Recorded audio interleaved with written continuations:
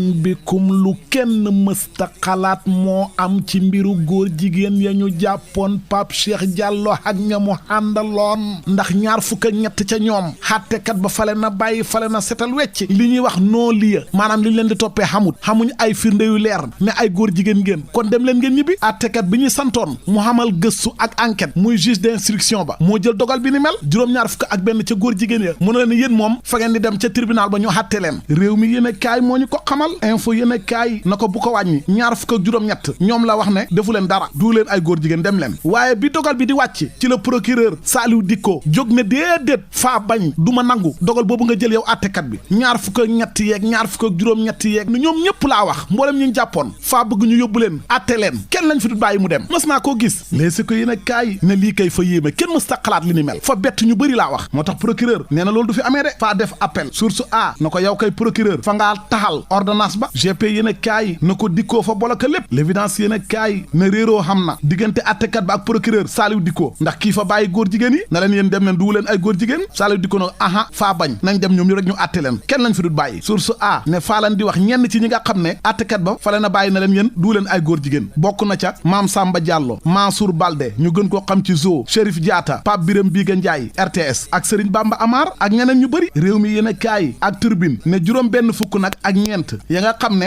àttekat bi fa leen a wax ne yéen moom faw ngeen dem ca chambre criminelle ba tribunal ba ñu àtte leen ci mbiru góor jigéen yi leen di toppee xam nga kan ak kan la Pape Cheikh Diallo Djibi Dramé As Jonn Kader Dia Sen TV Zal Mbaye ak ñeneen ñu bëri yéen a kaay bi ne li ci yéeme mooy ñoom Pape Cheikh Diallo ñooñu nga xam ne fañ leen a war a àttee ci mbiru góor jigéen àttekat ba fa leen a setal ci li ñuy wax naan fa ñoo ame woon jàngoroy sida ba pare di ko wàll ay nit ci maa tey naka noonu fañ doon setal xalal ju léewut àttekat ba fa écarté fa dindi tuuma yooyu ne kenn toppeetul leen loolu libération ne faa leen di wax keneen kuñ jàpp ci mbiru góor jigéen muy mbir mu garaaw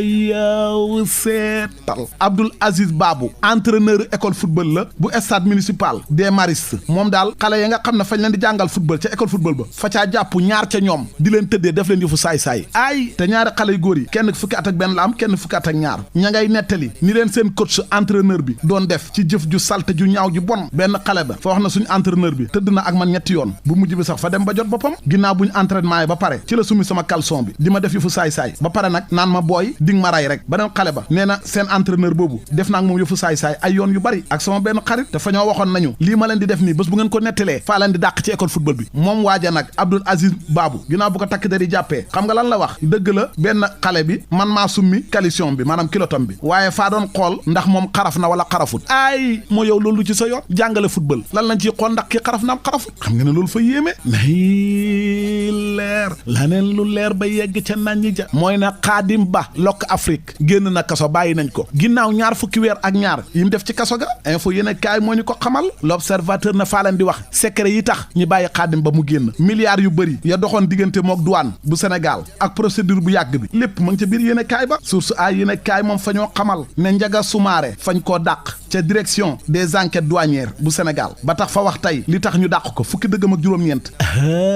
yow seetal fa wax na dàq bi ñu ma dàq fañ maa seppil dégg boo xam ne fa maa yàgg a jam sama tànk bi maanaam faa ci sant yàlla daal li ko waral nag mooy kilifa yi bi ñu jëlee ay médecin militaire remplacé leen médecin douanier yi man faa ko ñaawlu ne loolu du dëgg du yoon ñu ne déetewaay kilifa yi biñ créé ab kër goo xam ne fay kujje ak ñun muy siara te li ko taxoon a jóg mooy aar protéger ay entreprise ci kaw yeneen entreprise yi ma ne leen loolu du dëgg du yoon ba tax faa leen yóbbu woon ci yoon lii nag moo leen naqare moo tax ñu dàq ma waaye faa leen di wax ne gis nga man mii laaju ma dara te faay def lépp lu ma mën ci lu jëmale kanam sama réew mi di Sénégal nga xam ne jox na ma lépp la mu jox ki fi nekkoon DRH am moom DG bu Ageroute mooy pelante fa ko yóbbu ci yoon léegi ko yéen a kaay ne Moustapha Fall la muy tuumaal Cheikh Ahmed Tidiane Thiam ne fa yàq deram ba tax DG bu Ageroute fa ko yóbbu ci yoon wi Sénégal jël ngir xam ay milliards ci koom-koom gi nga xam ne yàlla fa ko def ci biir suufu Sénégal muy minier yi moo xam pétrole ak gaz ak or ak phosphate ak ñoom seen si du quotidien fa ñoo xamal ne semestre bu njëkk ci 2025 bi xam nga Sénégal ñaata milliards la ci am lu ëpp ñetti téeméer ak ñett ci ay milliards lu ëpp ñaar téeméer ak juróom-ñeent fukk ak ñetti milliards jox nañ ko trésor public léegi si ko yéen a kaay ne faa la koy détaayal teenu pétrole Sangomar ya xam nga ñaata la ci état bu Sénégal am fanweeri milliards ak juróom-ñaar li ñu am tamit ci or lépp a ngi ca biir yéen a kaay ba waaye tubaab yi nag ñoo ëppale état bu Sénégal téeméeri junni yoon ci milliards yooyu ndax Woodside muy tubaab yi xam nga ñaata lañ ci am ñoom 122 milliards ba tax le quotidien yéen a kaay ne coow li juddu ak ñi doon laaj ca Sénégal état bi ñaata la am ci pétrole am bi ñuy jëlee ca Sangomar ginnaaw bu ministre bi ñu dénk wàllu pétrole waxee ñaata la ñeneen wax leneen tey nag waa Woodside mooy entreprise bi nga xam ne ñooy tànk suñ pétrole bi di ko jaay ñoom nag wax nañ ñaata la ci état bu Sénégal am ma ngi ca biir yéene kaay ba